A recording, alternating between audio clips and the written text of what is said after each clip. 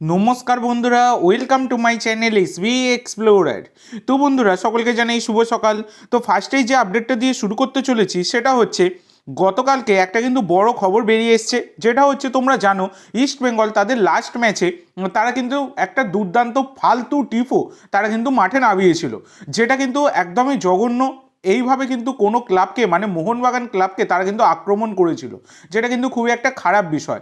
গত সিজনে তোমরা দেখেছিলে মোহনবাগান তারা কিন্তু জামশেদপুরকে আক্রমণ করে একটা টিফো নামিয়েছিল, যেটার জন্য কিন্তু মোহনবাগান সমর্থকদের সেই টিফোর জন্য মোহনবাগান ক্লাবকে ফাইনের টাকা কিন্তু গুনতে হয়েছিল।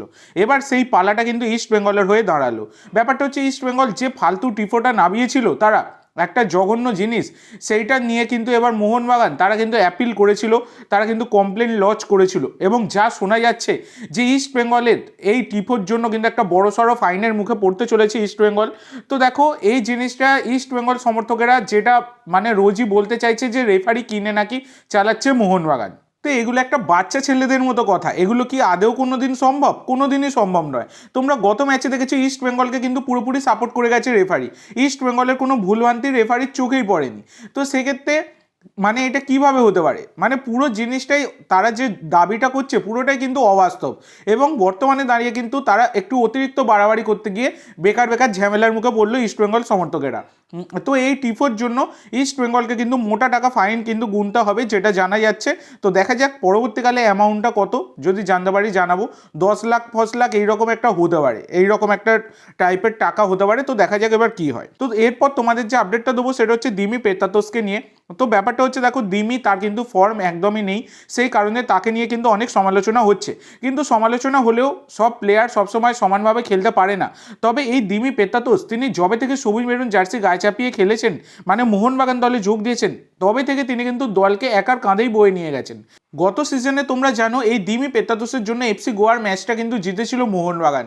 মানে দুর্দান্তভাবে একটা দূর পাল্লা, মানে বিশাল দূর থেকে একটা বল কিন্তু তিনি মেরে গোল করে দিয়েছিলেন। মানে লক্ষ্যভেদ ভালোই করতে পারেন এই দিমি। তবে বর্তমানে অফ ফর্মে ভুগছেন, সেইটা নিয়ে অনেক ট্রোলিং হতে হচ্ছে, যেটা কিন্তু কার্যত না করাটাই বেটার। প্লেয়ারদের অনেক সময় সবসময় তো একই সময় যায় না। আশা করা যায় দিমি খুব তাড়াতাড়ি ফর্মে ফিরবেন।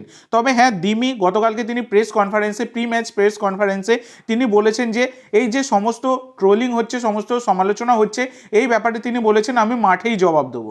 এটা কিন্তু দিমি বলেছেন। তো আশা করা যাচ্ছে দিমি খুব তাড়াতাড়ি নিজের স্বভাবসিদ্ধ ঢঙ্গে ফিরবেন, এবং তিনি কিন্তু আবার সবুজ মেরুন জার্সি গায়ে চাপিয়ে মাঠ কাঁপাবেন, এটা কিন্তু আশা করা যায়। তো পরের আপডেটে যাওয়ার আগে সকলের কাছে আমার একটাই অনুরোধ, যারা যারা ভিডিওটা দেখছো অবশ্যই সকলে চ্যানেলটি সাবস্ক্রাইব করে দিও। যারা যারা চ্যানেলে প্রথমবার এসেছো অবশ্যই সকলে একটা করে সাবস্ক্রাইব করে দিতে ভুলো না। তো এরপরে তোমাদের যে আপডেটটা দিতে চলেছি সেটা হচ্ছে আজকে মোহনবাগানের সাথে বেঙ্গালুরু এফসির ম্যাচ রয়েছে, যে ম্যাচটা কিন্তু সন্ধ্যাবেলা 7:30 থেকে হবে। তো এই ম্যাচের আগে মোহনবাগানের জন্য সুখবর হচ্ছে আশিক কুরুনিয়ান তিনি কিন্তু আজকে ম্যাচে ফিরছেন, মাঠে ফিরছেন, যেটা কিন্তু একটা বড়ই সুখবর সেটা বলা যায়। এদিকে আশিস রায় তিনি কিন্তু 4টি ইয়েলো কার্ডের জন্য আজকের ম্যাচে সাসপেন্ড থাকবেন। আর এদিকে বেঙ্গালুরু এফসির জন্য দুঃসংবাদ যেটা, সেটা হচ্ছে আলেকজান্ডার জোভানোভিচ তিনি কিন্তু আজকে সাসপেন্ড থাকবেন রেড কার্ডের জন্য। এই হচ্ছে ব্যাপার।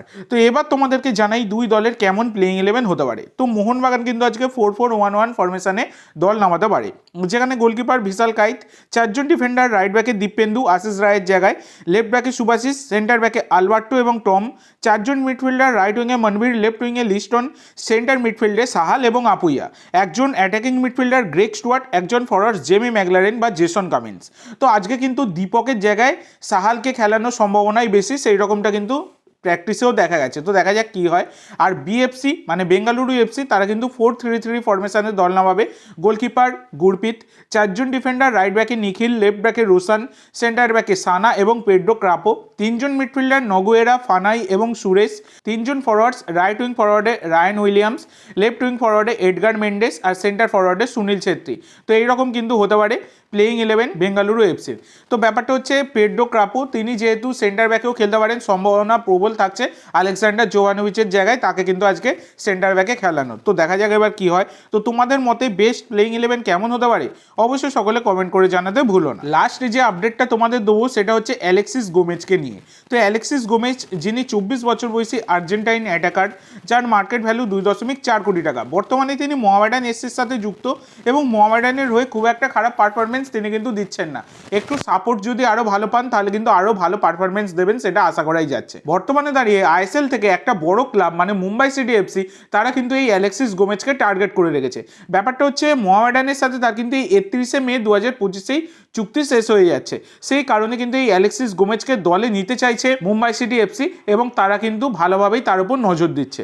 তো এবার দেখা যাক কি হয়, শেষ মুহূর্তে গিয়ে অ্যালেক্সিস গোমেজকে সামনের সিজনে দলে নেয় কিনা মুম্বাই সিটি এফসি, সেটা এখন দেখার বিষয়।